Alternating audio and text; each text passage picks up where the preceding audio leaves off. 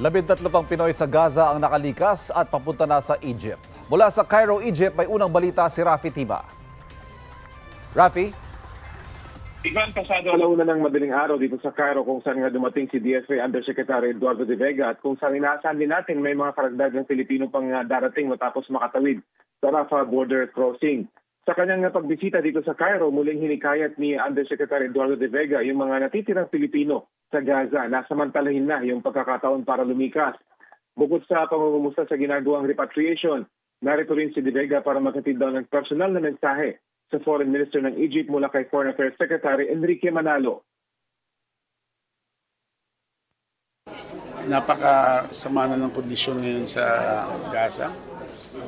Kaya mabuti pa tugunin ninyo ang pananawagan namin na mandatory repatriation.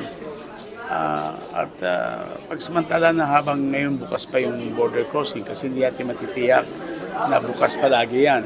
We hope in the next few days tumawid kayo. Ngayon kung hindi pa, respeto namin yung decision nyo, pero we will see what we can do to help you. Pero limited. Sa ngayon, mahigit kumulang 13 pang Pilipino ang nakatakdang dumating sa Cairo matapos makatawid nga sa Rafah border crossing. Kasama yung kanilang mga asawa at kaanak na Palestinian.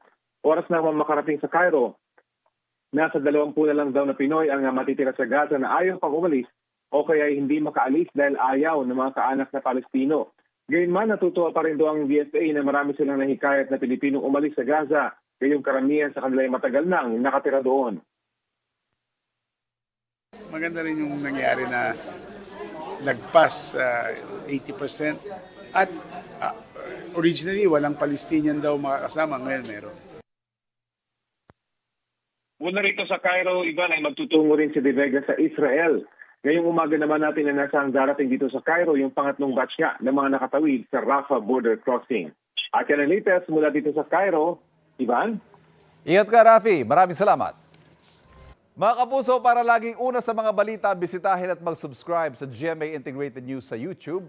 Sa mga kapuso abroad, samahan nyo kami sa GMA Pinoy TV at sa www.gmanews.tv.